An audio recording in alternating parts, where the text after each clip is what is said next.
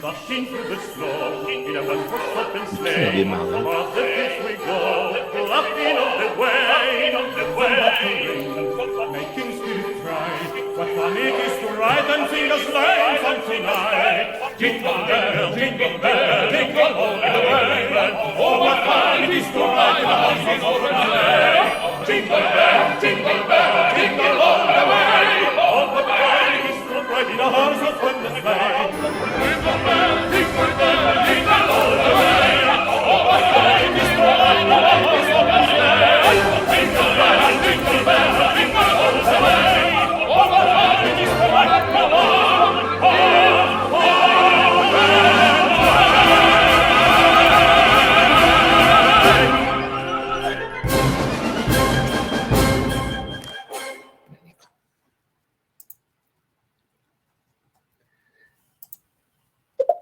Chers amis, bonjour.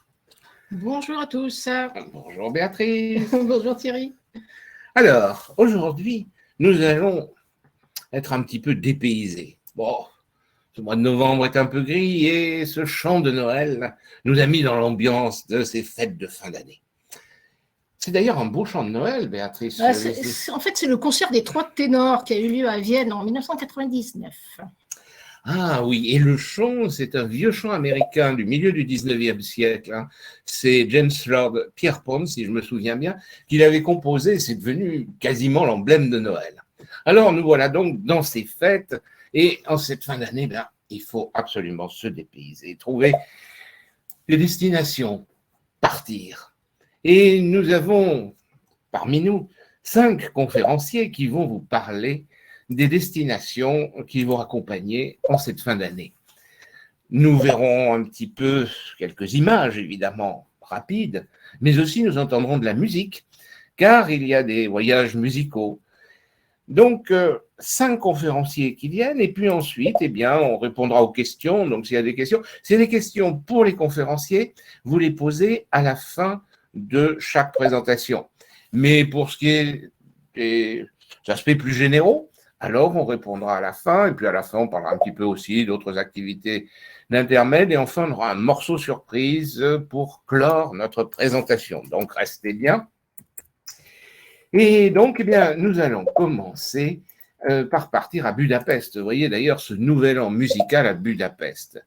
Budapest, qui est véritablement une ville à redécouvrir, une ville d'ailleurs qui s'est véritablement qui a changé de visage, qui s'est nettoyée, qui s'est modernisée ces dernières décennies. Donc, si vous ne connaissez pas, il faut découvrir Budapest. Et nous allons donc demander à Laurent. Et pour l'instant, Laurent n'est pas là, mais Martine, en revanche, est là. Qu'à cela ne tienne, finalement. Pourquoi bonjour Martine. Bonsoir, pourquoi commencer par Budapest quand on peut aller à Madrid, n'est-ce pas?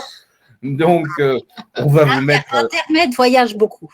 Exactement. De toute façon, ça vous montre bien qu'il y a du choix. Il y a du choix, il y a beaucoup de possibilités. Et finalement, Madrid, c'est aussi une ville passionnante, et surtout qu'en ces fêtes de fin d'année, il y a une ambiance particulière, n'est-ce pas, Martine, je crois? Oui, les Espagnols sont très festifs, ils ne se laissent pas impressionner par la froidure de Madrid et de la Castille. Au contraire, ils sortent, ils se congratulent, ils sont heureux, ils se réchauffent en mangeant des gâteaux aux amandes. Enfin, c'est vraiment la grande joie. Et je crois que la ville a fait peau neuve, alors. Oui. Pendant la Covid a été extrêmement difficile pour l'Espagne et en particulier pour Madrid. Mais les conservateurs des musées ne se sont pas laissés impressionner. Ils ont décidé de effectivement faire peau neuve, améliorer leur aménagement, et s'il y a un endroit où il faut être en ce moment, c'est bien au Prado, qui est une pure merveille. Et en plus, il ne doit pas y avoir trop de monde malgré tout. Donc, ça ne va pas être submergé par les foules, c'est ça aussi. Hélène, quand même. Oui, mais enfin, bon, on doit pouvoir profiter mieux. Ce n'est pas encore un moment où le tourisme a repris. Donc, on est reçu avec beaucoup de bienveillance, beaucoup d'amitié. Et c'est vraiment un moment où il faut aller se promener en Espagne. Bon, eh bien, alors, promenons-nous avec toi à Madrid, alors. Oui. Voilà. Alors, on va ici, nous sommes sur la Puerta del Sol, qui est le cœur battant de Madrid. On y va, on y retourne, et puis on y joue, on y chante, et on se laisse émerveiller. Allez. Là, c'est la même Puerta del Sol. Alors, en fait, on l'appelle ça la Puerta del Sol, mais c'est une immense place qui est très distributive et qui nous permet d'aller dans plein d'endroits dans la ville. Et là, je vous ai mis un exemple qui vous fait comprendre tout de suite ce que je vous disais il y a quelques instants, à savoir que les Espagnols de Madrid adorent faire la fête, et vous avez autour de ce magnifique sapin une foule qui vient se récréer. Ah oui, c'est impressionnant. Oui. Alors là, évidemment, mes photos ne sont pas forcément des photos d'hiver, mais vous voyez qu'on joue aussi bien le jour et on se promène aussi bien le jour que la nuit. Et n'oublions pas que l'Espagne n'est pas seulement en Espagne, et l'Amérique latine vient aussi se promener à Madrid. Donc vous avez… oui, il y a des mariachis à droite. Oui, vous avez des orchestres. C'est très joyeux, c'est très, très joyeux. Voilà, alors il faut commencer toujours par un repérage, et presque au centre de la Puerta del Sol, vous avez le kilomètre zéro de l'Espagne et surtout de la Castille. Voilà, alors quelques rues madrilènes. Madrid n'est pas une ville très, très grande. Et c'est très agréable de se promener dans Madrid parce que vous avez le piéton y a complètement sa place, et c'est ce que nous ferons au cours de notre promenade de fin d'année. Vous avez ici ces rues madrilènes. Un petit peu après, j'ai dû vous mettre Gran Via, qui est la grande voie qui mène à la Plaza Mayor, à la Puerta del Sol. donc, et où les jours de festivités, tout le monde se retrouve. Voilà, alors, Plaza Mayor, c'est un exemple type de ce que l'Espagne a aimé faire comme place, c'est-à-dire des places extrêmement larges et des bâtiments magnifiques avec beaucoup de fenêtres sur la place. Et comme vous le voyez sur la photo de droite, en plus, vous avez des arcades et sous les arcades, vous avez plein de petits troquets où vous pouvez aller boire du chocolat, manger des gâteaux aux amandes. Voilà, voilà, quoi. Una cerveza, la boisson nationale. Voilà, ensuite, et nous irons nous promener au Palais Royal. Les rois d'Espagne sont très accueillants. Nous pouvons aller visiter certaines pièces, certaines salles de leur palais. Et nous pouvons voir, entre autres, la salle du trône. Alors, j'ai dû vous mettre peut-être le grand escalier d'abord.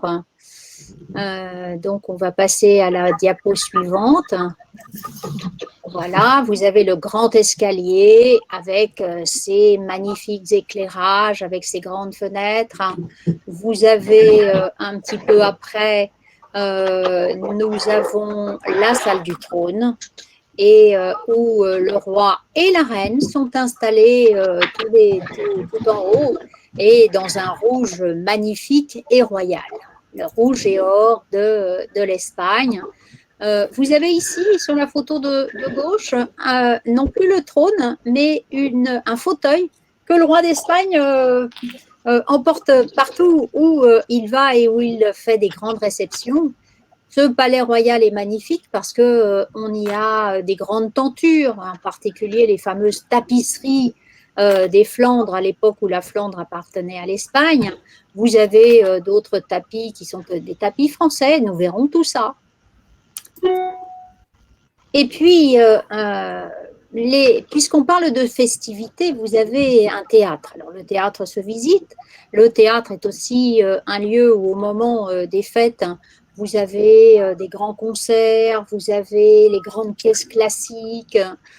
C'est un théâtre rouge et or, avec une superbe acoustique. On devrait voir la salle où, au moment de Noël, et là c'est une photo justement qui a été prise au moment du Nouvel An, et vous voyez sur la photo de droite le roi et la famille royale qui viennent et qui assistent évidemment au concert. Alors, on a souvent dit que la famille royale n'aimait pas forcément la musique, sauf la Reina Sofia.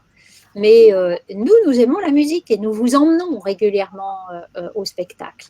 Alors après, et ça c'est vraiment parmi les grands moments de notre voyage, vous avez le Prado. S'il y a un des grands musées en Europe qu'il ne faut pas oublier, c'est celui-ci. Alors avec sur votre gauche une représentation de Velázquez. C'est une statue moderne, hein.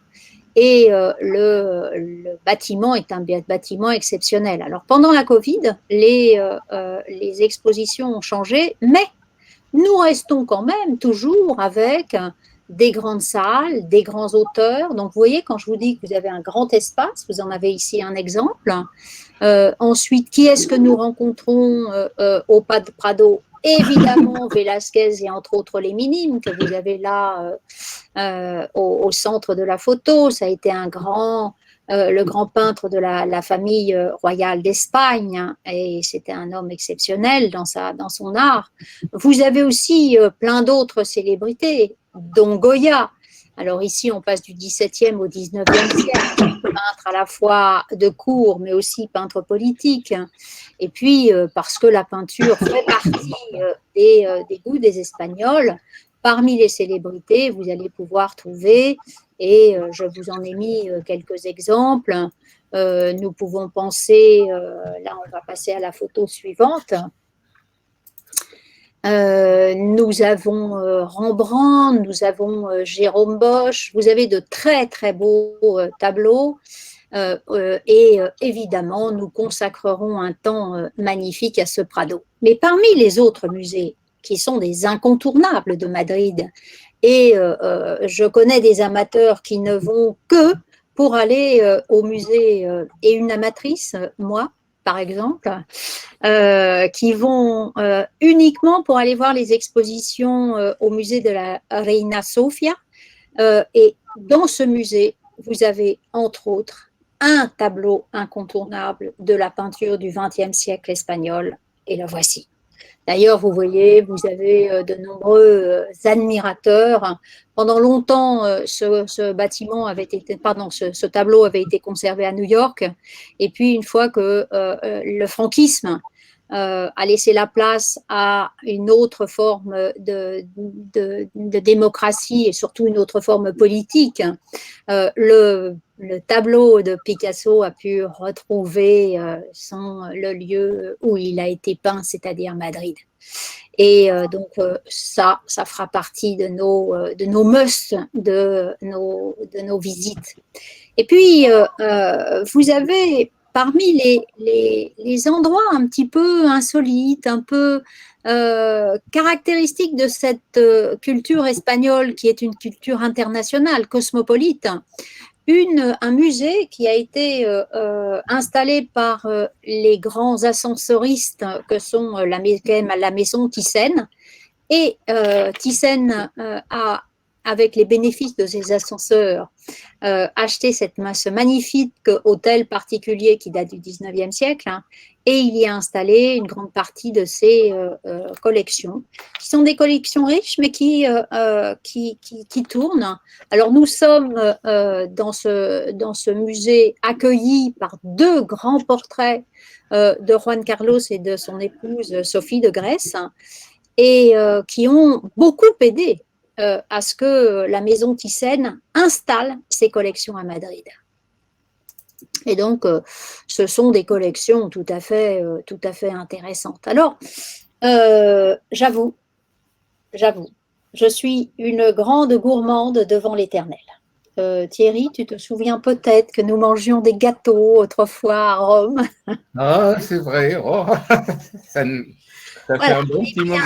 Moi aussi, je suis un grand gourmand, mais Voilà. avec les gâteaux, je suis obligé de me calmer. Moi, je ne peux pas parler de fête sans la récréation que l'on peut avoir autour d'un verre de vin, autour d'un fromage, autour des spécialités espagnoles. Et je vous en ai mis quelques-unes ici. Je pense qu'au cours des voyages, à chaque fois que je vais à Madrid avec des groupes, aussi avec des amis, je partage avec eux mes adresses. Et mes adresses de pâtisserie, mes adresses de salon de thé, parce que la convivialité d'un voyage, ce n'est pas seulement l'élégance de la découverte intellectuelle, mais la culture, ça passe aussi à table, parce qu'on échange nos opinions, parce qu'on échange nos gourmandises. Et là, vous avez un des exemples des desserts espagnols avec tous les turrons. Mais oui, avec du chocolat au sang. Oh. Donc voilà, j'avoue, je signe, mais pas seulement, parce que c'est vraiment la récréation et le bonheur de la convivialité et du voyage pour une fin d'année. Ah, ça fait rêver. Merci beaucoup. Ah, Martine. merci Martine. Oui, vraiment. Écoute, ça donne vraiment envie d'aller à Madrid avec toi. Oui, parce que je suis allée très souvent dans cette ville. Je pense que la première fois que je suis allée à Madrid, je devais avoir 17 ou 18 ans, quelque chose comme ça, quand je commençais à découvrir la culture et la langue espagnole. Et j'ai vu beaucoup évoluer cette ville, et son côté convivial et partage fait qu'on a toujours envie d'y retourner. Ah oui, mais c'est tout à fait ça finalement un circuit. C'est découvrir des monuments comme tu nous as montré, c'est découvrir des musées, mais c'est aussi vivre ensemble, des moments festifs, vivre la ville. Voilà. Eh bien, écoute, pour tous ceux qui seront avec toi, nous leur souhaitons un merveilleux circuit. Et moi, Alors- je serais ravie de faire leur connaissance. À bientôt, Martine. À bientôt, Merci Martine. beaucoup. Merci. On va Merci. terminer avec un petit morceau de musique. Alors, puisque- on va faire des intermèdes musicaux entre chaque présentation. Là, Laurent nous a rejoint, donc après, on fera donc la présentation du Nouvel An à Budapest. Mais avant, un petit morceau surprise que tu vas nous présenter, Thierry, parce que c'est quelque chose que tu aimes particulièrement. Ah, exactement. J'oubliais une petite chose quand même. Martine, c'est Martine Desfontaines. Si vous cherchez parmi les conférenciers, Laurent, c'est Laurent Abry. On se connaît bien tous, mais bref, vous les connaissez peut-être pas encore. Et donc, Martine Desfontaines, Laurent Abry. Oui, alors, notre petit intermède, justement, un intermède musical, naturellement. Et Madrid, eh bien, c'est en Espagne une ville où, au XVIIe siècle, on fredonnait, XVIe, XVIIe siècle, un air qui a été véritablement un succès phénoménal dans toute l'Europe, l'ère des folies d'Espagne, la folia, la folie. Et cet air, je me suis beaucoup intéressé d'ailleurs à cet air, j'ai fait un petit article, vous trouverez d'ailleurs, si ça vous intéresse, vous trouverez des renvois, des liens à des morceaux sur YouTube. Hein. Donc, sur le site internet, vous trouverez Les Folies d'Espagne. J'ai écrit ça, puis vous le trouvez aussi sur mon site, soulard.paris. Donc, voilà, je me suis intéressé à ces Folies d'Espagne. Et finalement, ben oui, se promener à Madrid, c'était fredonner l'air des folies. Et on a trouvé, je crois, là, une belle version. Alors, c'est une version, effectivement, par l'ensemble Voices of Music, avec une chorégraphie de danse baroque. Tiens. Donc, je vous laisse regarder ceci. Je le trouve, et voilà. Ah oui, alors je précise, c'est la folie, il y a plusieurs auteurs, c'est la folie de Vivaldi. Et oui, exactement. Ben, les variations sur la folie, il y en a eu Ouais, tellement, exactement. justement, je lui renvoie, même Bach, Jean-Sébastien Bach, a fait dans sa cantate des paysans, il a repris l'air de la folie. Non, c'est quelque chose d'extraordinaire. Mais bon, ça, je vous laisserai le découvrir sur l'article si ça vous intéresse. Attention, cet air est addictif. On peut ensuite l'avoir dans la tête.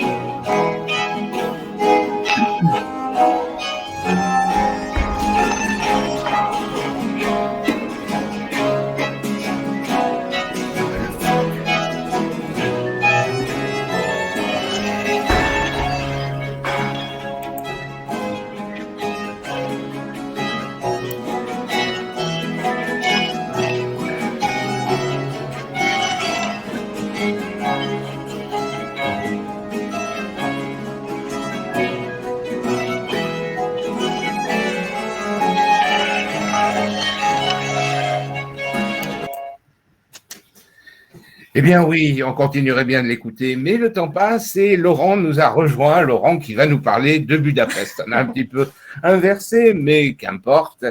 Et Budapest, qui a une ambiance aussi tout à fait particulière en ces fins d'année. Souvent d'ailleurs, sens aussi de la fête, et il y aura des concerts, Laurent, qu'est-ce que tu penses donc justement de cette atmosphère de fin d'année à Budapest? Alors, bonsoir à toutes et à tous. Bonsoir Thierry, bonsoir Béatrice. Merci en tout cas de votre invitation pour présenter ce voyage, ce nouvel an à Budapest. Alors, c'est pas pour rien qu'on appelle Budapest la perle du Danube, parce que cette ambiance festive pour les fêtes de fin d'année, avec des illuminations qui sont tout simplement de toute beauté, des bâtiments qui là aussi ont été restaurés récemment, je pense au Parlement par exemple. Bref, vous avez une ville, même deux villes réunies par le Danube, eh bien, qui n'attendent que vous pour aller dans les quartiers, dans son intimité et comme tu le disais Thierry tout à l'heure, de vivre la vie de l'intérieur. Et effectivement, on aura le loisir d'assister à 2 concerts, dont les fameux violons de Cigane. C'est somptueux, ça vous emporte, ça vous transporte, c'est un monde de rêve et de féerie. Bref, Budapest vaut vraiment le déplacement pour les fêtes de fin d'année. Et oui, la ville a fait peau neuve. Donc, et en plus, Budapest, pour l'Art Nouveau, c'est aussi une des capitales les plus importantes, comme Bruxelles. C'est peut-être effectivement, ça fait partie du réseau en fait des grandes capitales d'Europe pour l'Art Nouveau, avec Riga, Bruxelles, vous avez également Barcelone. C'est l'une des villes qui, je pense, au niveau de son architecture, a le plus à offrir, sans parler bien évidemment des musées, des richesses que toute la ville possède. Alors par exemple sur cette photo, nous sommes au cœur même de la ville, là où tout est arrivé, là où tout a commencé avec la place des héros, qui a été classée patrimoine mondial par l'UNESCO. C'est l'installation des Magyars, ce peuple qui vient d'Orient, et vous avez sur cette colonne eh bien, la représentation symbolique de cet archange qui indique eh bien, à Arpad, c'est le premier des chevaliers que vous avez, l'installation définitive de ce peuple qui était plutôt nomade et qui va s'installer ici en 896. Ça remonte, hein. Ça fait plus de 1000 ans maintenant qu'ils sont sur place. Et derrière se dévoile eh bien, ce qu'on appelle le bois de la ville. Et puis de part et d'autre, vous avez les grands musées. Alors parmi ces musées, justement, eh bien, vous avez celui-ci qui est le musée des Beaux-Arts. Alors, on n'aura pas l'exposition sur Cézanne, la photo évidemment est antérieure, mais c'est un musée qui a refait peau neuve. Ne serait-ce que pour aller voir ce musée, il faut absolument retourner ou aller voir Budapest, parce que les salles ont été complètement refaites de fond en comble, toutes les décorations intérieures, tout l'accrochage qui est vraiment magnifique. Et puis on aura l'occasion le premier soir d'assister au premier concert, je vous l'avais dit, le fameux concert des 100 violons de Cigane. Et là, évidemment, c'est un enchantement pour les oreilles, pour les rêveries. En tout cas, c'est un lieu qui est vraiment magnifique, comme vous voyez maintenant sur l'illustration. Et puis, on continuera bien évidemment avec la ville et la colline de Pest. Donc, c'est la colline qui domine de l'autre côté du Danube. Et tout en haut, eh bien, se trouve l'un des endroits les plus importants pour l'histoire de la Hongrie, l'église Matthias, qu'on appelle l'église du couronnement. Matthias Corvin, on en reparlera sur place, c'est le roi de l'humanisme, c'est le roi de la Renaissance qui a comme symbole un corbeau. Et regardez la toiture qui a été restaurée il n'y a pas très longtemps, à peu près 5 ans, où ils ont refait toute la façade, tout l'extérieur et l'intérieur. C'est somptueux. Et voilà le fameux corbeau, vous voyez au centre avec son anneau, ça c'est le symbole du roi Matthias. Et puis à gauche, un autre grand représentant, c'est le roi premier fondateur de la dynastie Étienne, Saint-Étienne. Et on aura le loisir évidemment de voir le bastion des pêcheurs, ce que vous avez ici à droite, du haut duquel on a le plus beau balcon, le plus beau point de vue sur le Danube et sur la ville de Buda en contrebas.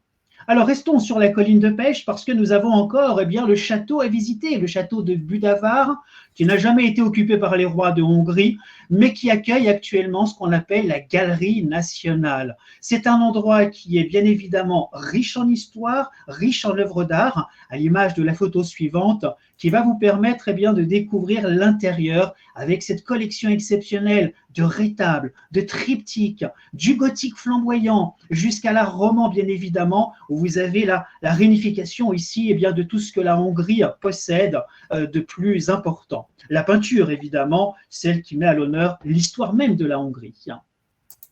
Et puis, nous continuerons bien évidemment avec une petite pause, pas n'importe laquelle. C'est une pause que j'aime beaucoup faire découvrir. Ça fait maintenant plus de 15 ans que j'ai le plaisir d'accompagner et de découvrir Budapest parce que Budapest se dévoile à chaque fois que j'y retourne. Et ici, vous avez les bains Tchétchénie. Alors, il y en a beaucoup, il y en a plus de 100 au total, les bains Gellert, que vous connaissez de nom, et les bains Tchétchénie. Pour les personnes qui le souhaitent, eh bien, ça sera possible d'aller à l'intérieur, de voir déjà le bâtiment Art Nouveau, qui est sublime, de prendre évidemment un bon bain chaud. Ça va de 30 degrés jusqu'à 45 degrés. On passe de bain en bain. On est à l'extérieur. Pour peu qu'il neige un petit peu ce jour-là, c'est féerique. Et on est dans une ambiance 19e qui n'a pas beaucoup changé. Et si vous aimez les jeux d'échecs, eh bien, il y a tout ce qu'il faut. Regardez à droite. C'est un lieu de convivialité, un lieu de partage. Et puis, il y a toujours de partage de la musique. Deuxième soirée, une soirée également haut en couleur avec un concert, un autre en tout cas, qui aura lieu dans l'un des théâtres nombreux de la ville, Budapest. Un peu comme sa grande sœur Vienne, c'est la capitale des musées, c'est la capitale des théâtres, c'est la capitale de la musique. Et puis, nous irons à quelques kilomètres de Budapest pour aller, évidemment, eh bien, nous remémorer les heures fastes du château de Gödöllő que vous avez ici à droite, petite perle baroque avec, évidemment, la présence d'Élisabeth Sissi, impératrice, qui trouvait refuge pendant, évidemment, cette étiquette viennoise. Et donc, très souvent, on la voyait à Budapest et à Gödöllő essayer d'oublier un petit peu, eh bien, ces mondanités et cette chape de plomb qu'elle avait sur les épaules. Et puis, nous retournons au centre même de la ville avec une des basiliques les plus importantes. C'est la basilique de Saint-Étienne. À l'intérieur, c'est véritablement majestueux dans les dimensions. Vous avez une superbe sculpture en marbre du roi Saint-Étienne. Et surtout, c'est là où on a la Sainte Dextre, c'est-à-dire la relique la plus importante pour la Hongrie et qui met à l'honneur, bien évidemment, ce roi fondateur de la dynastie. Et puis, on ira justement admirer le Parlement hongrois, l'un des plus importants au niveau européen. Regardez les dimensions. Vous avez plus de 365 petits clochetons. Vous avez plus de 22 km d'escaliers et de couloirs. On ne les fera pas tous, mais on ira surtout voir ce qu'il y a sous le fameux dôme. Sous le dôme, eh bien, nous avons non seulement une architecture exceptionnelle, 19e siècle, et nous avons surtout la couronne et les régalias de la Hongrie. C'est maintenant qu'on va les voir dans la photo suivante. Vous avez la couronne de Saint-Étienne, facile à reconnaître. Regardez sur le haut, vous avez une petite croix qui est légèrement penchée. On ne sait pas trop l'origine, peu importe. En tout cas, ce sont de véritables trésors d'origine byzantine qui, bien évidemment, sont le cœur même. Voilà pourquoi elles sont bien conservées, bien préservées et bien protégées également sous ce dôme vraiment somptueux. Donc, on aura l'occasion ensemble d'aller à l'intérieur du Parlement. Et puis voilà la façade de notre hôtel. Alors on a beaucoup de chance parce qu'à Budapest, on est en plein cœur de la ville. Et puis une ville, comme on l'a dit tout à l'heure, qui est marquée par l'art nouveau, avec des façades plus belles les unes que les autres. Voilà la façade de notre hôtel. C'est pas mal quand même.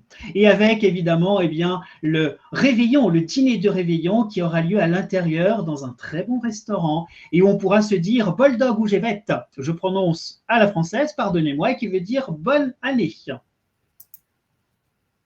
Et puis le lendemain, pour nous reposer un petit peu, tout en continuant cette découverte, Budapest est la capitale de l'Art Nouveau, eh bien, nous irons admirer l'Institut hongrois de géologie. On ira voir d'autres endroits, la Poste par exemple. Tout ça, c'est de Odon Lechner, un nom qui reviendra souvent lors de notre périple ensemble. Et puis, on terminera en beauté, parce qu'on ne peut pas quitter Budapest sans aller découvrir à l'intérieur et goûter. Alors les macarons, regardez, ils ont l'air bien appétissants, ils vous tendent les bras et surtout eh bien, d'aller déguster un très bon chocolat chaud, un chocolat budapestois, et vraiment un endroit succulent. C'est le café Girbeau qui se trouve là aussi sur la place Voromarty. C'est un endroit que j'aime beaucoup et on est transporté dans le temps avec une belle atmosphère. Bref, vous l'avez compris, Budapest a beaucoup de ressources, beaucoup de qualité et beaucoup de choses encore à vous dévoiler. Donc, je serais vraiment ravi de vous accueillir pour le Nouvel An, passer ensemble ces 4 jours et pour découvrir cette ville exceptionnelle. Mais dis donc, Laurent, tu nous as donné faim aussi, véritablement, comme Martine. Mon Dieu, puis quel bel hôtel. Ça donne envie, hein. Merci Laurent. Et c'est son violon de Zigane. Alors oui, ça a l'air d'être quelque chose, hein, véritablement. Ils ont un répertoire qui mélange répertoire traditionnel Zigane, mais ils jouent aussi du Brahms, du Tchaïkovski, de la musique traditionnelle hongroise, yiddish. Et oui, c'est vraiment la caractéristique de cet orchestre, c'est vraiment de reprendre vraiment toutes les idées nationales de l'histoire de la Hongrie et de les illustrer avec des notes de musique. Et lorsqu'ils sont ensemble, on est vraiment transporté dans une autre dimension. Eh bien, merci beaucoup, Laurent. Merci, On Laurent. va Merci. te laisser avec Brahms, justement, avec une danse hongroise, la 5e danse hongroise de Brahms, avec le grand violoniste d'origine russe, Maxime Vangerhoff. Donc, ces danses hongroises qui sont inspirées d'air populaire hongrois, donc le folklore hongrois, qui véritablement l'a inspiré le grand compositeur.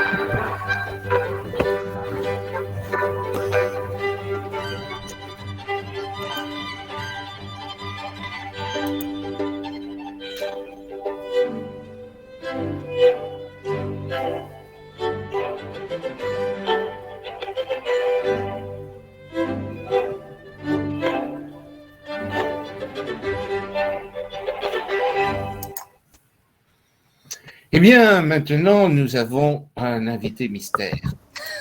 Vous ne voyez pas son portrait, mais il est là, c'est Robert. Robert Castello qui va nous parler de Naples. Malheureusement, vous savez, on est toujours trahi par la technique et bon, il refuse d'afficher son portrait. On a fait des essais, on n'y arrive pas. Mais vous aurez sa voix, c'est l'essentiel. Et Robert, eh bien, tu vas nous parler donc de Naples. Mais Naples, la fin d'année, c'est quelque chose d'extraordinaire. Moi, j'ai souvenir qu'on jetait même les meubles par la fenêtre, comme on fait dans tout ce sud d'Italie. On a peut-être aussi l'impression, quand on parle de Naples, d'une ville bruyante, un peu sale aussi, mais elle a complètement changé de visage, je crois, depuis le G7 en particulier. Oui, pardonnez-moi pour ce manque d'image, j'espère que vous m'entendez bien. En effet, oui, comme vous le disiez, il est vrai que Naples a toujours souffert d'une mauvaise réputation, d'une réputation, on va dire, sulfureuse, et sans doute due à la proximité du volcan Vésuve et des champs flégréens qui se dressent au nord de Naples. Si vous voulez, en réalité, cette légende noire napolitaine, elle remonte au XVIIIe siècle, lorsque les premiers voyageurs étrangers, ce qu'on appellera plus tard les voyageurs du Grand Tour, découvrent la ville, et je pense plus particulièrement à un Français qui s'appelle Merville. Et c'est à lui que l'on doit donc cette formule malheureusement devenue célèbre, Naples, un paradis habité par des diables. Et cette légende noire, elle est toujours vivace, car elle est malheureusement solidement encore entretenue par les Italiens du Nord. Vous savez qu'il existe une véritable fracture entre le Nord et le Sud de l'Italie. Et aussi, pendant longtemps, les touristes ont déserté la ville de Naples. Et on les voyait souvent, donc, ces touristes, prendre un train au petit matin du côté de Rome, descendre à Naples et reprendre immédiatement ce petit train qu'on appelle la Circonvesuviana, qui dessert les villes de Pompéi et d'Herculanum, et retourner nuitamment à Rome une fois leur visite terminée. Et préférant, si vous voulez, visiter des villes mortes et laissant derrière eux la ville la plus vivante d'Europe. Alors, fort heureusement, la situation, comme vous venez de le dire, elle a changé. Et en effet, depuis quelques années, on y croise de plus en plus de touristes qui sont séduits par Naples. Et c'est eux qui vont devenir, si vous voulez, les meilleurs ambassadeurs de la ville. Et donc, la première image que vous découvrez, c'est bien entendu, donc, c'est Naples, c'est le golfe, le magnifique golfe de Naples, avec au loin la silhouette de l'île de Capri. Vous découvrez également, donc, dans le prolongement, ce qu'on appelle la péninsule sorrentine, et on devine donc la masse tutélaire éonie du Vésuve qui dresse cette inquiétante silhouette au-dessus donc des cités vésuviennes. Et en contemplant cette image, on ne peut s'empêcher de penser à la formule que l'on prête à Stendhal, pour qui donc Naples était la plus belle cité de l'univers. Et si vous voulez, donc l'histoire de Naples est une histoire extrêmement complexe. L'histoire de Naples, elle commence ici. Elle commence donc sur ce modeste rocher qu'on appelle le rocher de Mégaride. Et selon la légende, ce rocher va devenir le tombeau d'une sirène qui s'appelle Parthénopée. C'est elle qui va donner son nom à la cité. Naples est appelée la cité parthénopéenne. Et cette sirène, donc, va s'échouer sur ce rocher. Elle va se laisser mourir d'amour, de n'avoir pu séduire un beau marin grec du nom d'Ulysse. Et c'est sur ce rocher que plus tard, des colons grecs vont fonder donc une première ville qui va s'appeler Paléopolis.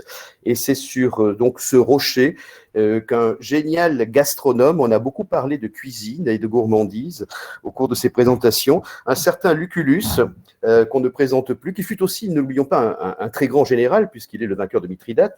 C'est là qu'il va bâtir une somptueuse villa. Et cette villa possédait une des plus importantes bibliothèques de l'Antiquité. Et c'est dans cette bibliothèque qu'un certain Virgile va rédiger en partie l'Énéide. Et c'est aussi dans cette villa qu'en 476 après Jésus-Christ, le dernier empereur romain d'Occident, un certain Romulus Augustus, fut assigné à résidence. Au 8e siècle après Jésus-Christ, donc des moines grecs, fuyant la crise iconoclaste, vont bâtir donc un monastère. Et c'est sur l'emplacement de ce monastère qu'au XIIe siècle, le second roi normand de la dynastie des Hauteville va bâtir ce château qu'on appelle aujourd'hui donc le château de l'œuf et qui est un des édifices les plus emblématiques donc de cette civilisation parthénopéenne. Donc vous le voyez, ce petit rocher à lui seul donc concentre à peu près 2000 ans d'histoire napolitaine. Et si vous voulez donc l'incomparable attrait exercé par Naples, mais aussi par sa région. La région de Naples, c'est la Campanie. La Campagna Felix, dont la compagnie heureuse dont parlait Virgile, qui fut très chère notamment aux empereurs Julio-Claudiens. Donc cet attrait s'explique notamment par non seulement la splendeur de ces paysages, alors, et je pense ici plus particulièrement donc à cette fameuse côte amalfitaine que les Napolitains appellent donc familièrement la Costiera. Cette Costiera qui, depuis la Punta della Campanella jusqu'à Vietri sul Mare, déploie ces fabuleux paysages et aussi donc ces trésors d'architecture. Et cela sur une longue route qui fait à peu près une 60aine de kilomètres, mais qui est une route un peu tortueuse, puisque c'est une route donc, qui est faite de 1000 virages. Et quand on parle de 1000 virages, ce n'est pas du tout une licence littéraire, il y a vraiment donc 1000 lacets donc, qui nous permettent de découvrir donc, Positano, Amalfi ou encore Ravello. Vous découvrez donc dans la partie supérieure à droite, donc, vous découvrez la cathédrale Sant'Andrea d'Amalfi. Et quand on découvre Amalfi pour la première fois, aujourd'hui Amalfi c'est une petite cité balnéaire, on a beaucoup de mal à imaginer que cette petite ville fut jadis non seulement la plus ancienne, mais aussi la plus importante des républiques maritimes d'Italie, c'est-à-dire bien avant Gênes, bien avant Pise et bien avant Venise. Et sur la gauche, donc, vous découvrez un magnifique paysage, une sorte de balcon marin. Il s'agit de Ravello, Ravello qui depuis toujours va partager à la fois les grandeurs et les vicissitudes d'Amalfi, puisque c'est ce lieu que les richissimes banquiers amalfitains, les grands négociants amalfitains, les armateurs amalfitains bâtiront de somptueuses résidences d'été. Et il en reste encore quelques témoignages, je pense notamment à la villa Cimbrone et surtout donc à la villa Ruffolo. Donc après donc cette escapade donc amalfitaine, on reviendra à Naples et là nous aurons l'occasion de flâner longuement au milieu donc de ce turbulent peuple napolitain. Naples, vous le savez, est une gigantesque cour de récréation et on se promènera donc dans ce réseau étroit donc de ruelles, de venelles qui composent le quartier de Spaccanapoli. Alors le mot Spaccanapoli vient d'une gigantesque artère spaccare, donc en napolitain, signifie tout simplement couper, fendre Naples en deux. Et cette gigantesque donc artère témoigne d'un cas absolument unique dans l'histoire de l'urbanisme occidental. Autrement dit, nous allons nous promener donc dans des ruelles dont le tracé fut imprimé il y a 2500 ans par des géomètres grecs. Et en effet, Naples, le vieux Naples, donc a conservé donc son plan orthogonal. Et là, dans ce quartier magnifique, on va pouvoir découvrir donc d'étonnantes manifestations du folklore et de la vie quotidienne qui sont encore très très vivaces, très vivants dans la capitale du Mezzogiorno. Et je pense bien entendu, fête de fin d'année oblige, à cet art donc si savant et si populaire qu'est l'art des crèches napolitaines, dont la tradition se perpétue encore donc dans la rue San Gregorio Armeno. Alors il faut savoir que les crèches napolitaines sont parmi les plus belles du monde, sont de véritables chefs-d'œuvre de mise en scène et de composition, d'autant que les plus grands artistes de l'époque ont contribué donc à la réalisation donc de ces vastes ensembles. Je pense notamment au peintre Luca Giordano, celui qu'on avait surnommé Luca fa presto, dont on aura l'occasion donc de découvrir de magnifiques chefs-d'œuvre au musée de Capodimonte, qui est un des principaux musées de peinture napolitains. Luca Giordano donc peignait des toiles de fond. Les plus grands musiciens de l'époque, Pergolese ou encore Scarlatti, composaient des pastorales que l'on jouait devant ces crèches. Et les plus grands artistes de l'époque, les plus grands sculpteurs, réalisaient donc ces petites figurines, donc dont on a pu voir donc ici quelques exemples. Et je pense notamment donc au grand Giuseppe San Martino. Et à quelques pas de là, on aura l'occasion donc de voir, de découvrir un autre aspect donc du génie de Giuseppe San Martino. Lorsque nous visiterons donc cette chapelle, qui est le panthéon donc de la famille Sansevero, la famille Sangro de Sansevero, c'est un des hauts lieux du baroque napolitain. C'est aussi un lieu de mémoire. Autrement dit, c'est un de ces lieux tout à fait exceptionnels qui nous permet donc de mieux comprendre l'âme et la mentalité d'un peuple. L'âme et la mentalité de ce peuple napolitain est pris à la fois de beauté, de splendeur, comme vous pouvez le découvrir donc sur cette image, mais est pris également de macabre et de funèbre. Alors, je préfère donc ne pas anticiper, ne pas révéler tous les secrets, tous les mystères de cette chapelle que vous aurez l'occasion de découvrir au cours de votre visite.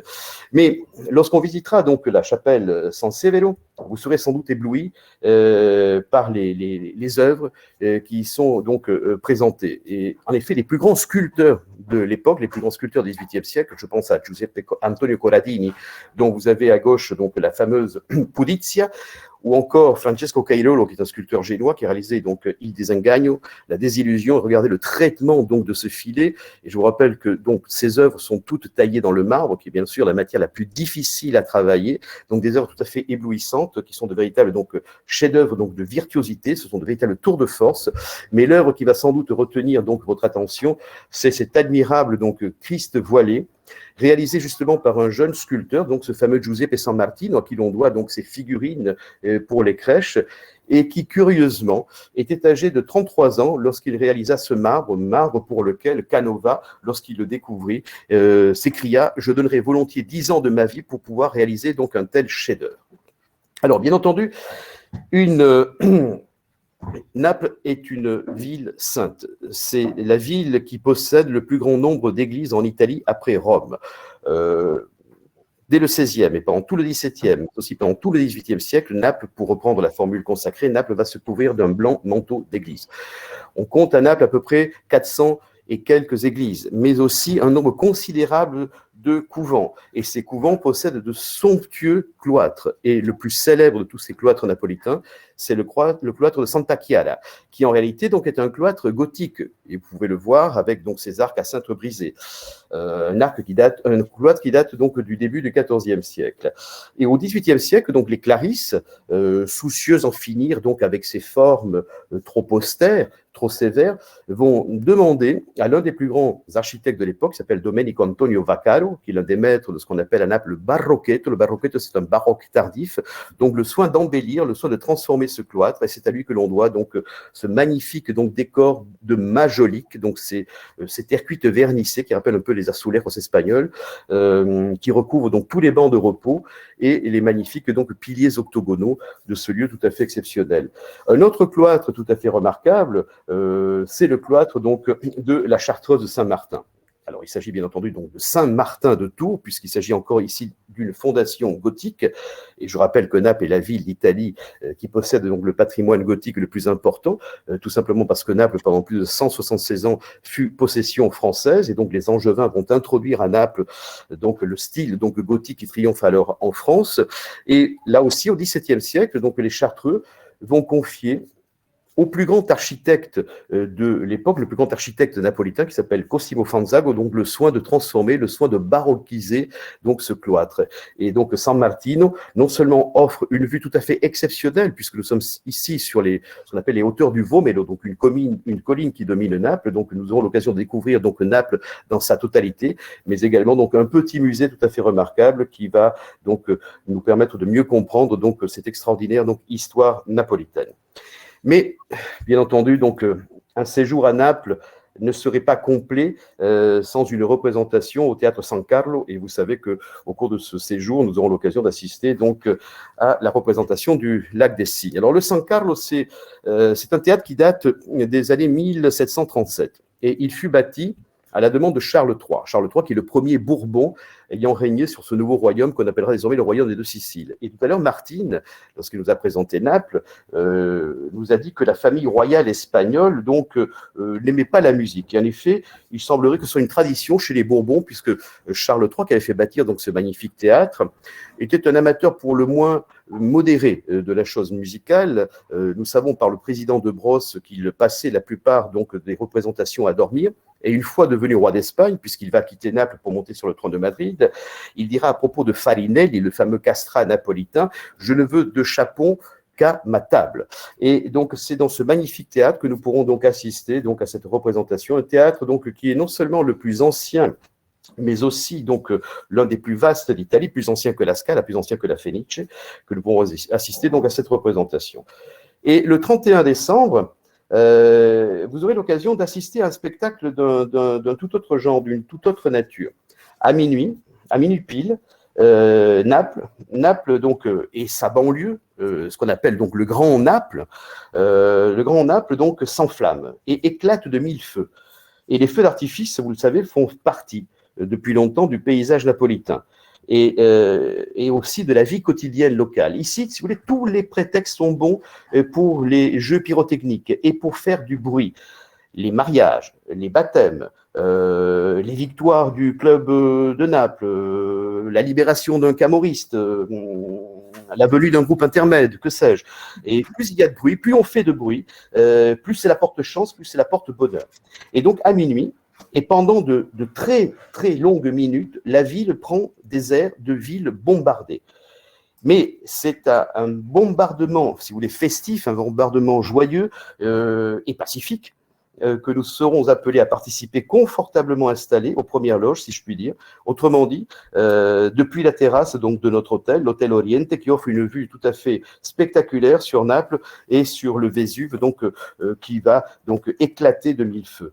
Et si vous voulez, donc c'est par ce magnifique feu d'artifice que vont nous offrir les Napolitains que nous commencerons donc cette nouvelle année, qui, je vous le souhaite, qui, enfin je nous le souhaite, sera meilleure que la précédente. Merci beaucoup, Robert. Ah oui, merci, Robert. Une belle mise en bouche avec une villa de Lucullus qui malheureusement n'existe plus. Qui malheureusement n'existe plus, en effet. Mais il existe à Naples encore quelques traces, quelques vestiges de Lucullus. Les Napolitains sont très gourmands. Je vous rappelle que les meilleures pizzas du monde sont napolitaines, que le meilleur café du monde est napolitain, et que c'est aussi à Naples, place Saint-Dominique, que l'on peut goûter l'un des meilleurs babas du monde devant l'église Saint-Dominique où saint Thomas d'Aquin a écrit donc la Somme théologique. Donc voilà de quoi satisfaire nos différents appétits. Merci. Magnifique. Et une remarque d'ailleurs de Françoise, le nouveau directeur du San Carlo de Naples, qui est l'ancien directeur de l'Opéra de Paris, Stéphane Lissner. Oui, absolument.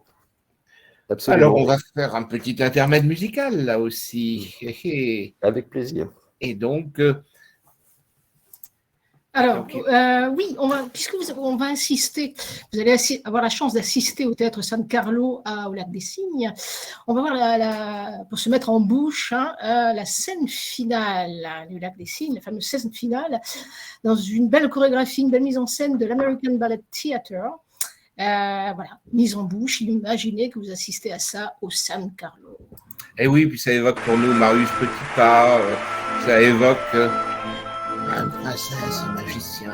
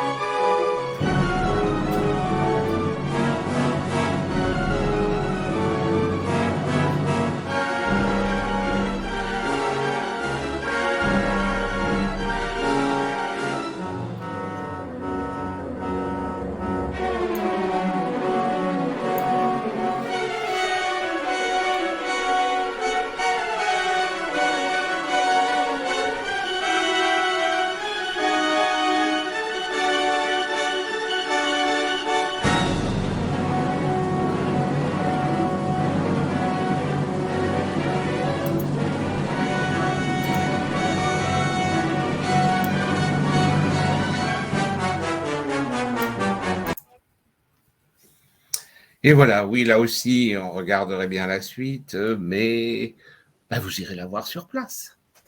Allez, on a Guillaume qui nous a rejoint. Bonsoir à tous. Et donc, Guillaume Lebeau, qui va nous parler de Salzbourg. Une merveilleuse ville l'hiver. Moi aussi, j'ai pas mal de souvenirs, puisqu'on a en commun d'y aller souvent, Guillaume et moi. Et oui, c'est une ville qu'on voit parfois sous la neige. Oh, je vous rassure, il n'y a pas des grands froids. La dernière fois qu'on a vraiment eu froid à Salzbourg, c'était il y a 15 ans, je crois à peu près. Il devait faire moins 8, vous voyez. Donc, mais sinon, on a de la neige. Pas toujours maintenant, sans doute le réchauffement climatique. Mais en tous les cas, c'est un circuit exceptionnel, Guillaume, je crois. Mais oui, bonsoir. En effet, c'est un circuit d'une gamme donc, qui s'appelait avant Emerice et qui s'appelle maintenant Premium. Donc, le programme est assez un petit peu différent d'un voyage habituel, je dirais. Donc, en effet, l'hôtellerie est très luxueuse, 5 étoiles pour le grand hôtel du centre de Salzbourg. C'est l'un des plus beaux hôtels de la ville. Il y a plusieurs concerts, en effet. Donc, voilà, c'est vraiment un très beau voyage, là aussi, très différent de ce qui a été présenté par Martine, Robert et Laurent. En effet, probablement plus froid que ces autres voyages, avec plus de chances d'avoir de la neige.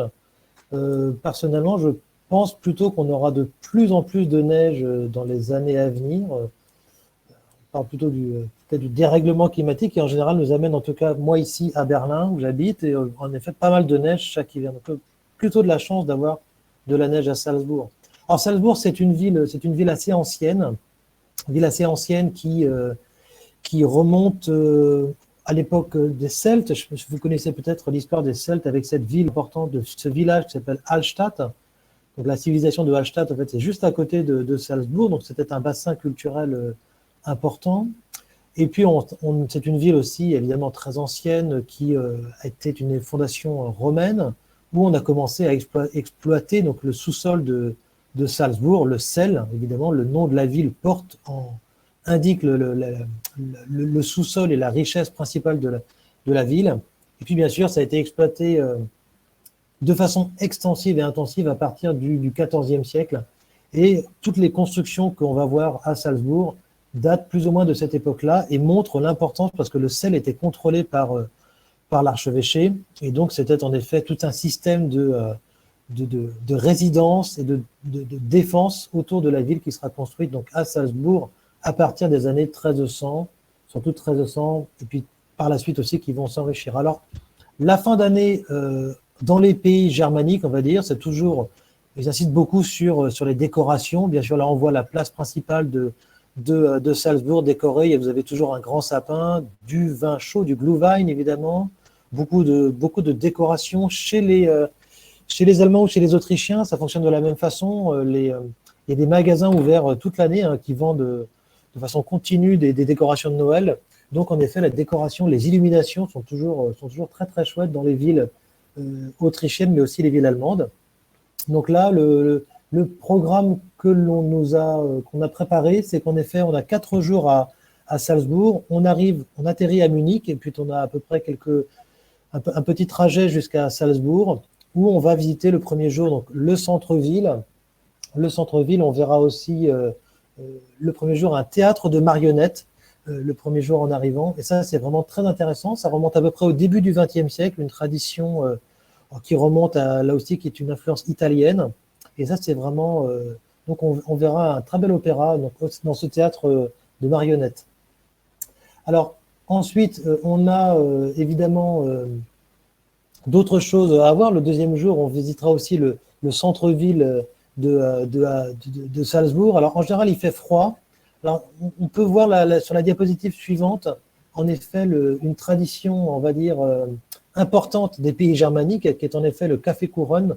Donc là, on va se réchauffer dans un café et on prend soit un café liégeois, chocolat liégeois, avec un gâteau souvent assez revigorant. Et ça, on profitera aussi d'être à Salzbourg pour essayer d'apprécier le café couronne des pays germaniques. On visitera aussi bien sûr la maison de Mozart, qui est là aussi un point important de la visite. L'ensemble est vraiment superbe, c'est en plein centre, et donc je ferai une visite guidée pour cette très belle maison de Mozart qui est vraiment la figure tutélaire de la ville.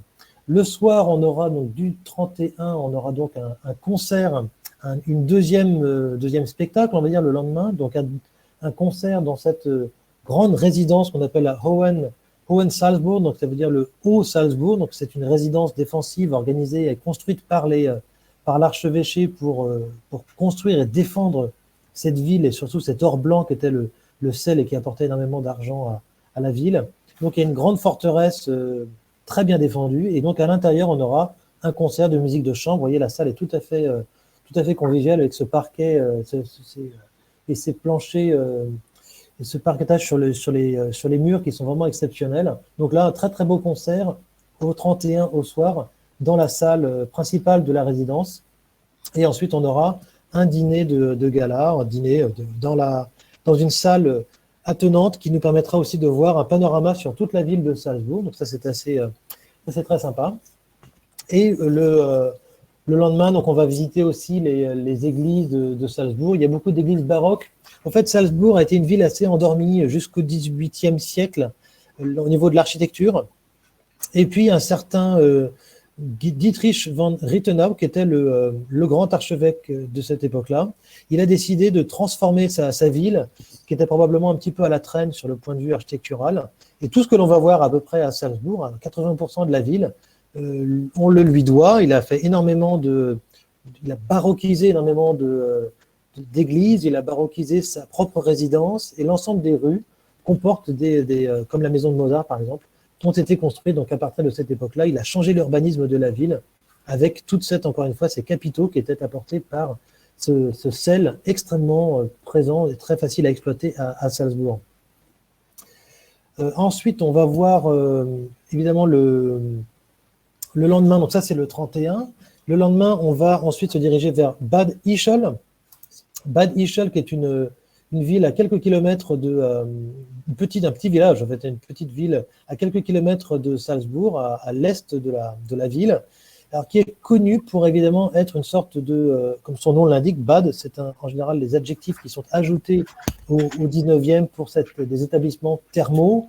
Les Autrichiens viennent faire des cures thermales à Bad Ischl, et c'est surtout connu pour évidemment être un endroit très agréable l'été. L'été, en effet, il fait un petit peu moins chaud qu'à Vienne, et c'est très connu pour être notamment le lieu de la Kaiser Villa. Donc, à partir de 1848, l'empereur et Sissi, bien sûr, venaient passer les étés, et comme l'empereur avait son anniversaire le 18 août, c'est un lieu de fête. Donc on visitera, donc la Kaiser Villa du centre de Bad Ischl. Mais je crois que vous avez une petite histoire à nous raconter. Vous avez déjà eu Ah, oui, oui, ah, c'est un lieu magique, hein. Et effectivement, il y a le bureau sur lequel travaillait François-Joseph, son lit, son allume-cigare siémin, son ventilateur. Mais j'ai un souvenir, effectivement, je suis allé pas mal de fois. Et en plein hiver, justement, il n'y avait pas de guide. Et puis, je vois quelqu'un arriver avec des bottes, un homme de certain âge, bon, et qui commence à me dire, je vais parler allemand, un peu français, puis vous traduirez. Bon, très bien, on commence la visite.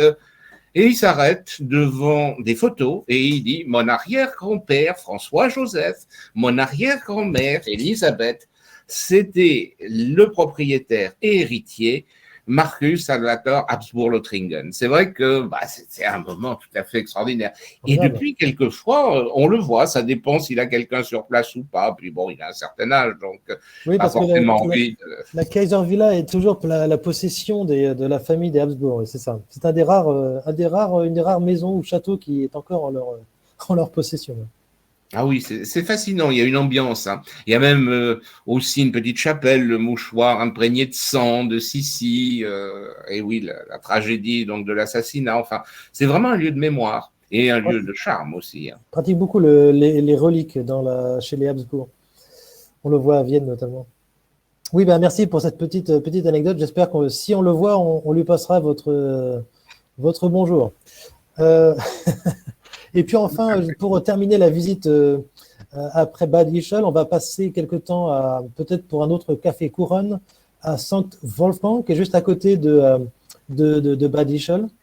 Vous voyez, en général, l'hiver, ça peut être tout à fait féerique. Il y a une ambiance très différente de ce qui nous a été présenté encore une fois. Et donc là, c'est vraiment superbe. On a en effet souvent de la neige, peut-être pas dans les rues, mais en tout cas sur les sommets des Alpes, juste en face de nous. On est dans les préalpes, donc on est quand même assez haut déjà. Et c'est vraiment une très très belle architecture baroque. Et on rentrera donc dans une des églises où on verra donc ce très beau retable des frères Pascher.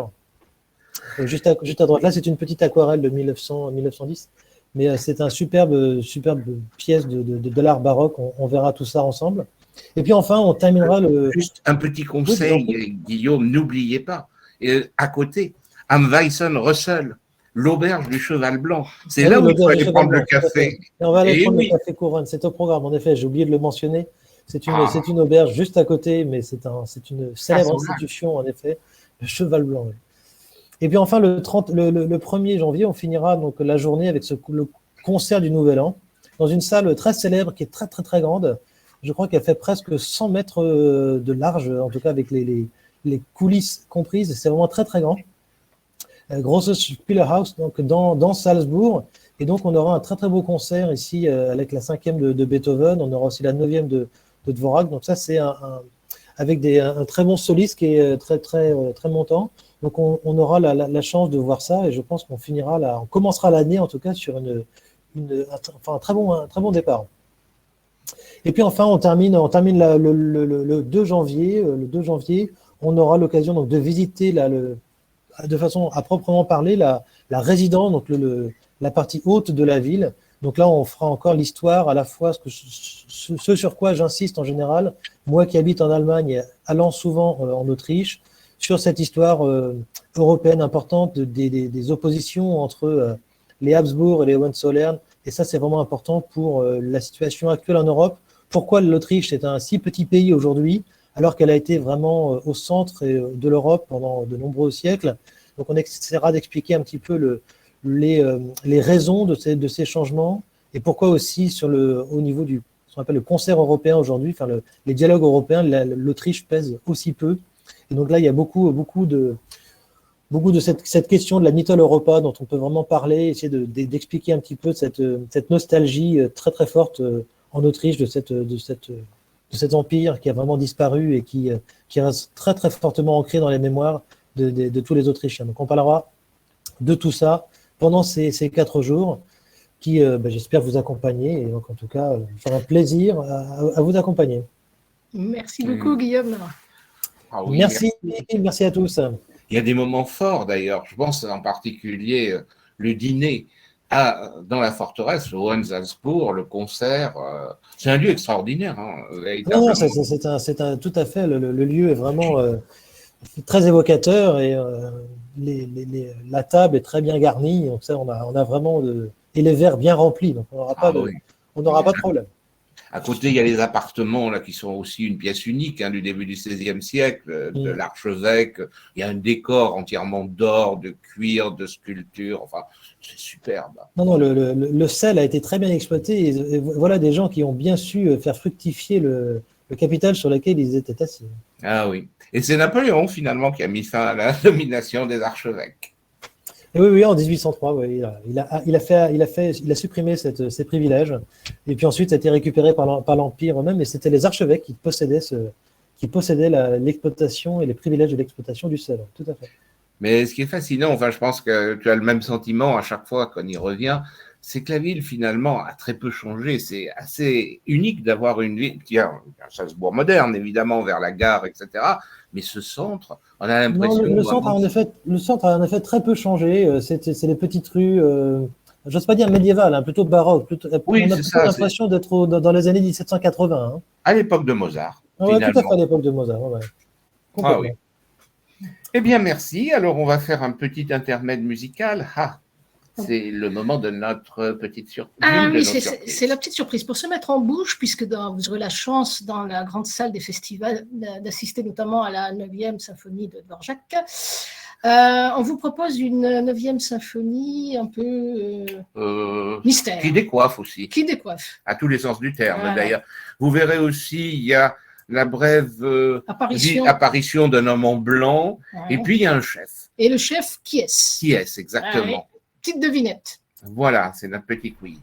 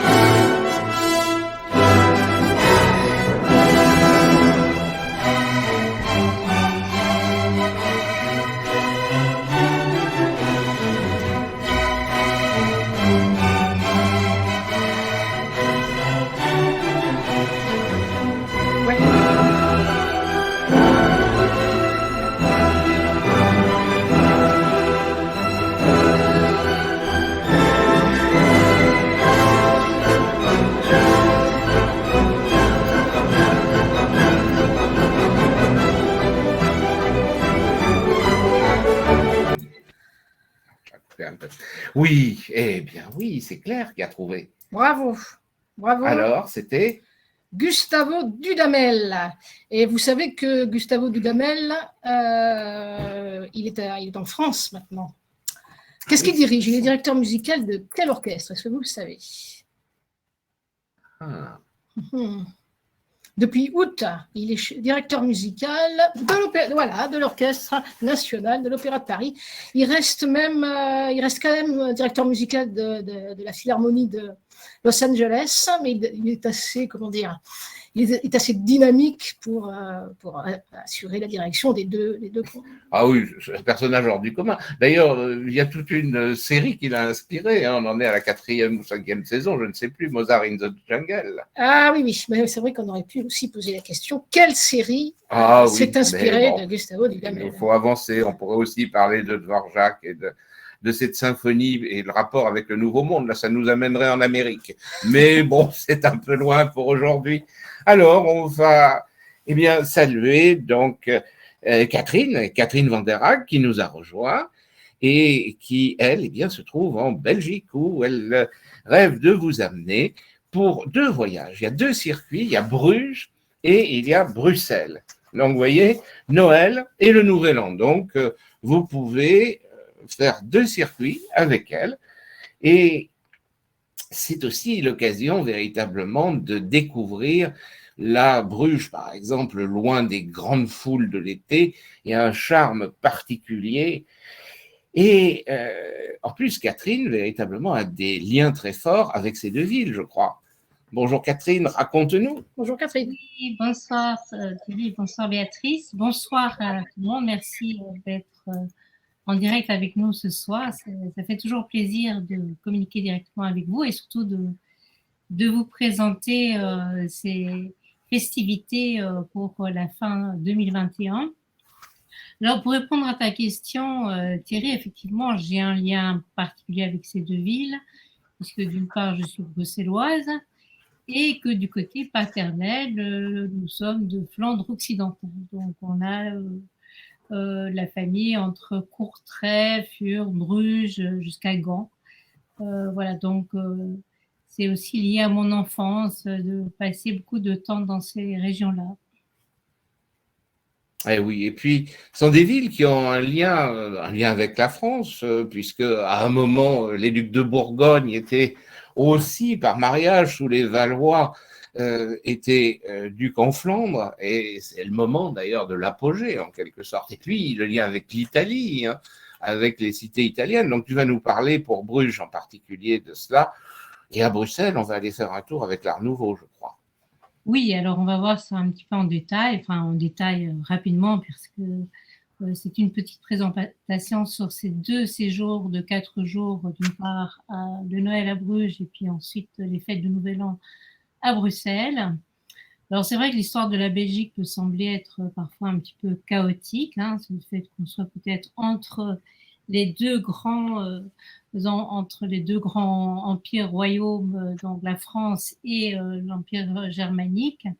Et du coup, c'est vrai que bizarrement, alors qu'on dirait qu'en Flandre, on est avant tout flamand, il faut savoir que Bruges faisait partie des possessions du roi de France jusqu'à l'époque des ducs de Bourgogne, justement. Donc, l'histoire est un petit peu compliquée, mais en même temps, Bruges est vraiment frappée, on peut dire, du sceau à la fois médiéval, gothique en particulier, et puis surtout par les ducs de Bourgogne qui ont vraiment contribué à faire de cette ville une des capitales de l'art, en particulier à l'époque de Philippe le Bon. Alors c'est vraiment l'époque aussi, on verra des peintres, des primitifs flamands.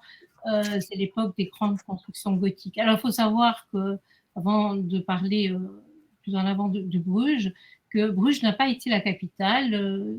Elle n'a jamais été une ville qui a joué un rôle politique important. La capitale était Gand, et puis ensuite, je parle pour les Bourguignons, bien sûr, et puis ensuite, c'était Bruxelles. Mais Bruges, comme Bruxelles d'ailleurs, était une ville de commerce, une ville d'échange, notamment avec l'Italie. Alors, avant de passer à l'image suivante, je voulais juste vous commenter un petit peu cette image qui est vraiment la carte postale de Bruges, qui vous montre également l'aspect de Bruges en hiver. C'est probablement une des époques les plus romantiques pour visiter Bruges parce que il y a curieusement beaucoup moins de touristes en hiver, donc c'est plutôt les Brugeois ou les gens des environs qui viennent à Bruges pour faire leurs achats, pour assister au marché de Noël qui est très important à Bruges, pour voir les illuminations de Bruges, pour passer du temps à boire un petit coup de genièvre sur une des places, en particulier la place Stévin, et surtout de profiter de ces magnifiques éclairages qui rappellent toute l'ambiance romantique de Bruges. Donc ici, on peut voir exactement le bassin, le canal qui se trouve entre la ville du marché, donc la ville bourgeoise, et de l'autre côté, sur cette image, on ne l'aperçoit pas, mais c'était ce qu'on appelait le Burg, c'est-à-dire la forteresse, première résidence des comtes de Flandre. Et c'était déjà en fait une histoire d'amour qui commençait à Bruges, puisque c'était le premier comte de Flandre, Baudouin Bras de Fer, qui avait enlevé la fille de Charles le Chauve, Judith, et donc finalement avec l'assentiment de Charles le Chauve, ils se sont établis dans cette future grande ville commerçante de Bruges. Alors, on va passer à l'image suivante qui montre Bruges comme ville d'art. Effectivement, Bruges va connaître un déclin petit à petit au XVIe siècle avec la ville d'Anvers qui va devenir le nouveau grand port de la future Belgique suite à l'ensablement du Zwin qui donnait un accès donc, de Bruges en tant que grand port sur la mer. Donc désormais, Bruges va devenir une ville un petit peu morte. En revanche, donc l'apogée, c'est vraiment l'époque des Bourguignons et du XVe siècle. Et on peut voir des collections magnifiques d'œuvres d'art au musée Groninger en particulier, mais également dans l'ancien hospice Saint-Jean, qui est un musée qui est spécialement consacré à Hans Memling, qui est d'ailleurs, on l'appelle primitif flamand, mais qui est en fait d'origine allemande, et qui nous donne ici une image absolument extraordinaire donc de ce jeune homme, Martin, ou Maarten van Nieuwenhove, qui donc a fait un diptyque à la dévotion de la Vierge et qui est représenté ici donc dans un intérieur bourgeois avec des vitraux, donc grand luxe à l'époque. Et si vous apercevez à l'arrière, on voit une petite vue, donc un petit clin d'œil à la ville de Bruges. Donc, un de ces primitifs flamands qui va tomber dans l'oubli, en fait, à partir du XVIIe siècle, et c'est à l'occasion d'une grande exposition à Bruges en 1902 qu'il y aura une redécouverte de ces primitifs flamands. Donc, il est un de ces primitifs flamands. Et en tant que ville d'art, puisque les chefs-d'œuvre sont nombreux à Bruges, il y a aussi cette extraordinaire Vierge à l'enfant de Michel-Ange, qui, il faut le souligner, est la seule sculpture de Michel-Ange qui a quitté l'Italie du vivant de Michel-Ange.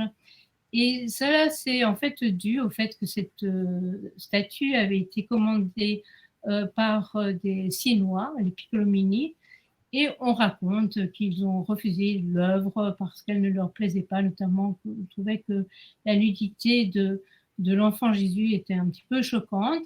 Et finalement, ça a fait le bonheur de deux marchands brugeois qui commerçaient avec Sienne et qui ont acheté l'œuvre 4000 florins et en ont fait don à l'église Notre-Dame à Bruges. Donc un chef-d'œuvre absolument extraordinaire qu'on peut voir dans cette église Notre-Dame, dont on peut voir le clocher d'ailleurs ici sur cette vue. L'église Notre-Dame qui abrite entre autres parmi les chefs-d'œuvre les cénotaphes de Charles le Téméraire et de sa fille Marie de Bourgogne. Alors, en parlant de Marie de Bourgogne, qui a vécu toute son enfance à Bruges, elle va finalement donc mourir assez jeune d'un accident de cheval lorsqu'il chassait, et elle sera, donc évidemment, comme elle est la dernière héritière des Bourguignons, elle va épouser un Habsbourg, et c'est ainsi que cette future Belgique va rentrer dans le giron des Habsbourg avec donc son fils Philippe le Beau. Durant ce séjour à Bruges, on va faire également une petite escapade à Gand. Gand, qui reste une ville passionnante, c'est une ville universitaire, et on y voit en particulier ce magnifique retable de l'agneau mystique qui est la réalisation d'Hubert et de son frère Jan van Eyck. Alors, Jan van Eyck a surtout travaillé à l'époque de Philippe le Bon. Ce retable, dont on ne voit qu'un petit morceau ici, est une des œuvres les plus extraordinaires de ces primitifs flamands. Et on a la chance de voir actuellement ce tableau en grande partie restauré. Il reste encore 2 volets à restaurer. La restauration de ce grand retable qui a commencé en 2012 a fait l'objet d'une grande exposition en 2020 à Gand, justement. Et malheureusement, à cause du Covid, cette exposition n'a plus été accessible assez rapidement après avoir commencé. Donc, ce sera l'occasion de voir le tableau de près et de le voir entièrement nettoyé des différentes malencontreuses restaurations au cours des siècles. On a enlevé tous les vernis et donc ce sera une découverte absolument passionnante de cette œuvre majeure des frères Van Eyck. Alors à Bruges, on a vraiment quantité de choses à visiter, plusieurs musées, mais on va également profiter de l'ambiance de Bruges et on a un hôtel très central. Alors, un autre projet, c'est d'aller également passer le Nouvel An à Bruxelles, une ville que je connais forcément très bien puisque j'y habite. Et je vous invite directement sur la grande place de Bruxelles, à l'occasion justement des fêtes de fin d'année. On y érige chaque année un énorme sapin qui fait 20-25 mètres de haut. Et il y a un son et lumière chaque année donc, qui va magnifier les différentes façades qui ont, ces façades des maisons de corporation qui ont la particularité d'avoir été construites toutes assez rapidement après le bombardement de 1693. Et ce sera l'occasion de voir ces éclairages au LED tout à fait extraordinaires. Vous pouvez apercevoir sur la droite l'hôtel de ville de Bruxelles, qui est le seul édifice gothique qui, heureusement, a échappé à ce fameux bombardement par les troupes de Louis XIV.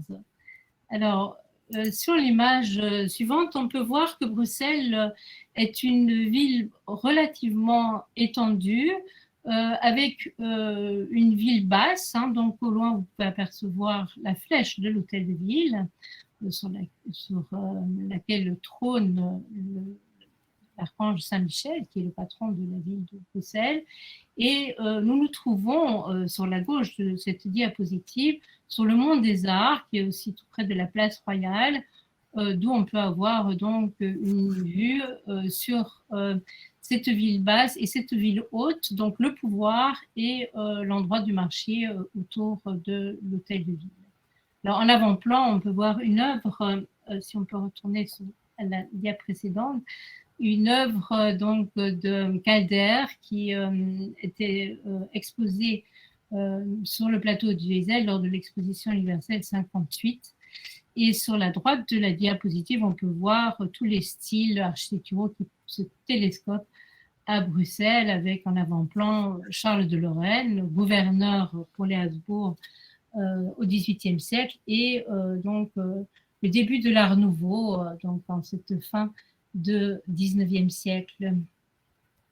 Et on peut passer justement à un autre endroit de Bruxelles qui se trouve toujours dans la partie haute de la ville, sur la place des Sablons, où on trouve un petit parc. Bruxelles est une ville très agréable parce qu'il y a énormément d'espaces verts, des parcs, des jardins, plusieurs palais à l'intérieur de la ville. Et au Sablon, on retrouve de nouveau ce mélange de styles qui est très caractéristique de Bruxelles, avec l'église Notre-Dame, une église gothique, qui est également une église où il y avait un pèlerinage pour une statue de la Vierge miraculeuse, et les statues des différentes corporations de métiers. Aujourd'hui, les Sablons, c'est vraiment le haut lieu de Bruxelles pour les antiquaires, pour le marché aux puces tous les week-ends. Et c'est là qu'on a effectivement le cœur battant de Bruxelles, en tout cas pour se donner rendez-vous, pour aller faire du shopping ou pour aller boire un verre le week-end. Et si on revient à l'Art Nouveau, qui est une autre caractéristique de Bruxelles, c'est tout l'Art Nouveau qui va fleurir avec la révolution industrielle, l'acquisition du Congo également par le roi Léopold II, qui va jouer bien sûr un rôle important pour l'embellissement de Bruxelles. Et on peut voir ici donc vraiment une des premières manifestations de l'Art Nouveau sous forme d'architecture, avec un architecte qui s'appelle Victor Horta, et qui va donner une interprétation assez personnelle de l'Art Nouveau, où, comme il le dira lui-même, je garde la tige et j'enlève les feuilles.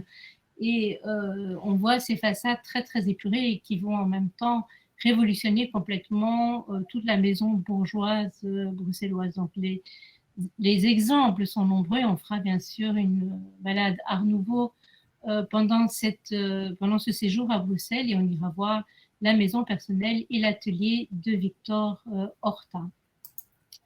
Alors, autre manifestation de cet art nouveau, c'est le musée qui s'appelle Fin de siècle, qui est assez rarement visité en fait, et qui rassemble toutes les œuvres de la période entre 1880 et 1914.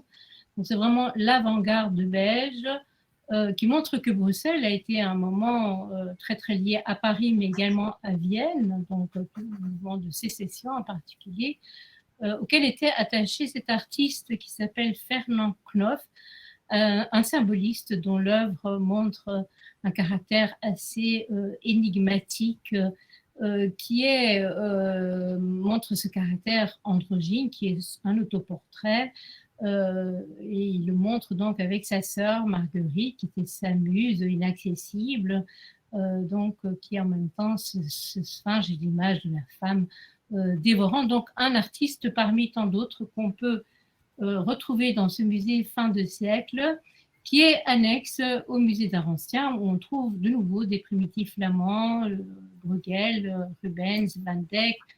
De nouveau, Bruxelles est aussi une ville d'art avec plusieurs musées qu'on aura l'occasion d'aller visiter. On fera un petit tour dans la maison de Hollandais, la maison Van Buren, qui représente également l'art nouveau à Bruxelles. Et comme notre hôtel se trouve dans un ancien couvent des Dominicains, juste à l'arrière du théâtre de la Monnaie, donc en plein centre de Bruxelles, on aura l'occasion d'apprécier le centre piétonnier de Bruxelles, ces galeries, ces passages, tout un parcours lumineux qui sera particulièrement important cette année, puisque avec le Covid l'année dernière, on avait annulé tous les événements. Et bien cette année, on a vraiment mis le paquet, je peux dire, puisqu'il y a un énorme parcours lumineux qui va de la Grande Place jusqu'à l'ancien bassin fluvial Sainte-Catherine, qu'on appelle aussi le marché aux poissons. Et il y a notamment donc cette galerie de la Reine où il y a donc toutes les boutiques de luxe et qui est aussi une des premières manifestations architecturales de la toute jeune monarchie belge au milieu du 19e siècle. On sera l'occasion d'aller sur le marché, de rencontrer aussi les Bruxellois, mais les Européens en général qui sont très friands de Bruxelles en ces fêtes de fin d'année, et également d'aller goûter à l'hospitalité des Belges et Bruxellois dans les nombreux cafés qu'il y a au centre-ville avec une atmosphère tellement particulière. Merci beaucoup, Catherine. Merci, oui. Ben, ça sera le Watersway, je ne sais pas si je prononce bien, pour les fêtes de fin d'année, peut-être. Oui, un petit peu dans cette galerie, il y a la taverne du Passage, qui est un restaurant art déco dont la spécialité est le Watersway, effectivement. Et oui. Donc, il y a l'embarras du choix, finalement. Noël avec la ville médiévale ou la ville de la fin du Moyen-Âge, les trésors du 15e, 16e siècle, ou finalement aller à Bruxelles et beaucoup plus sur le 19e, 20e. C'est deux voyages tout à fait attrayants. Oui, avec Catherine, qui est une excellente conférencière. Catherine, dont on va mettre d'ailleurs le portrait en plus grand. Mais oui, on sait le faire. Voilà. Donc... Merci beaucoup. Bien, merci. Alors, merci à tous les conférenciers pour avoir accepté cette présentation, cette conférence, pour avoir présenté leur voyage de fin d'année. Il y a d'autres voyages de fin d'année, bien sûr, Noël au Mont-Saint-Michel, Noël à Rome, à Cracovie, en Bourgogne, à Cordoue, des Nouvel An aussi, à Dublin, à Petra, à Lisbonne, à Marrakech, à Fès, en Bourgogne, ailleurs. Donc voilà, plein de voyages de fin d'année, super voyage de fin d'année. On a aussi un Nouvel An à Trévise, J'en parle parce que lors de ce nouvel entrée il y aura un spectacle à la Fenice. Et lors de ce spectacle à la Fenice, il y aura des grands airs d'opéra et il y aura en particulier le fameux air Buvons dans ces joyeuses coupes, extrait de la Traviata. Et on finira donc la présentation par ces termes. Mais avant, ouais, tu voulais... Oui, juste avant de terminer, eh bien, n'oubliez pas aussi qu'on peut se retrouver sur des visites d'une journée, pas seulement les voyages, sur des visites d'une journée avec les promenades culturelles que vous trouverez sur le site internet. Moi, j'en fais d'ailleurs début janvier. Vous pouvez les retrouver d'ailleurs aussi sur mon site qui vous renvoie directement à Internet pour vous inscrire. Et puis les cycles de conférences, les conférences, enfin tout ce lien. Je crois que tu commences un nouveau cycle de conférences. C'est ça, c'est ce que je voulais dire. Je commence un nouveau cycle de conférences début décembre. Début décembre, ouais. Et on fera la suite de Napoléon. J'avais promis la suite de Napoléon, et c'est une période méconnue et passionnante. Hein. Restauration, monarchie de Juillet, révolution de 48, vous voyez, c'est cette France instable qui cherche son régime politique, et en même temps, on a des mutations extraordinaires, les débuts de l'industrialisation, aussi des mutations sociales, les débuts du socialisme. C'est vraiment une période à découvrir. Donc, n'hésitez pas, ce cycle, on va le mettre là en ligne, vous le trouvez aussi sur mon site, vous regardez à soulard.paris et vous faites l'onglet conférences et vous avez toutes les conférences d'Internet. J'ai mis des photos en plus, un petit peu plus de place, donc n'hésitez pas. Alors voilà nos prochains départs, hein, les Nouvel An à Salzbourg, voilà Nouvel An à Naples, donc c'est pour vous donner un petit peu les détails. Nouvel An musical à Budapest, c'est ce qu'on vous a présenté, un Nouvel An à Madrid. Voilà. Vous n'hésitez pas à vous renseigner d'ailleurs, parce que vous pouvez soit passer rue de Mézières, naturellement, intermède, où vous serez toujours très bien accueilli par Corinne et son équipe, ou vous pouvez téléphoner, ou vous pouvez, bien entendu, regarder sur le site. Donc voilà, vous avez les dates ici. Voilà. Est-ce que sinon vous avez des questions, on peut aussi y répondre, des questions pratiques? Non. Pour les questions pratiques, je voulais préciser, Ouais, c'est le Nouvel An à Bruxelles, du 30 décembre, 2 oui, effectivement, il n'est pas 2 fois à Bruges. Hein. Donc, Noël est à Bruges et le Nouvel An est à Bruxelles. Il y a une petite coquille. Mais je crois qu'il y a aussi un Nouvel An à Bruges, je sais pas. Ah oui, il y a aussi un Nouvel An à Bruges. Enfin bon.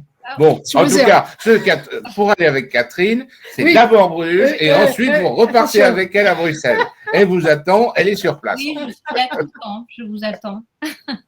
Je veux juste préciser pour les questions pratiques, pour vous inscrire à nos visites conférences, c'est-à-dire à nos promenades culturelles, vous allez sur la première page de notre site, vous cliquez sur conférencier, l'onglet conférencier, et là vous apparaîtra promenade culturelle, et ça c'est nos visites conférences.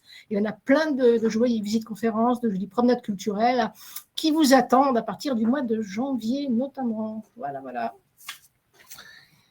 Et oui. Bon, et bien. On va finir. Vous n'avez pas de questions particulières, oui, non? Si vous avez des questions. Bien. Ah, le son n'est pas bon. J'en profite pour souhaiter une très bonne soirée à tout le monde et puis plaisir de vous retrouver très très bientôt. Merci Catherine. Merci.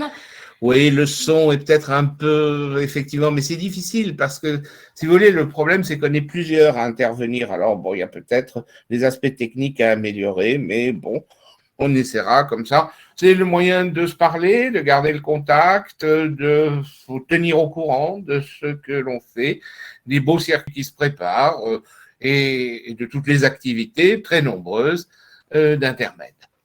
Voilà, bonne fête de fin d'année à tous et on termine en musique. On se quitte avec la coupe de champagne. La coupe de champagne. Ça s'impose. On va boire pour fêter le Nouvel An. Allez. Eh bien, buvons ensemble. Buvons dans ces joyeuses coupes. Et vous allez reconnaître naturellement Juan Diego Flores et Diana Damrau dans une production du Met. Qui vont nous interpréter. Oh, ben ça vous reconnaîtrez. Allez. Allez, hop. Bien, au revoir. Au revoir.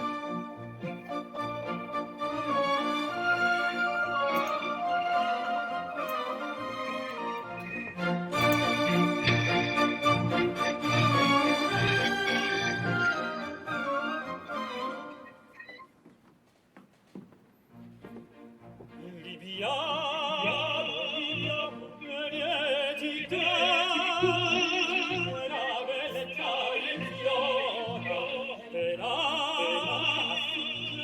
fuggevo l'ora sinepria voluta, i fiamme dolci fremiti che suscita l'amore, poiché quell'occhio al cuore onnipotente va. Viviamo, amor, amore, fra i calici più vari magia avrà.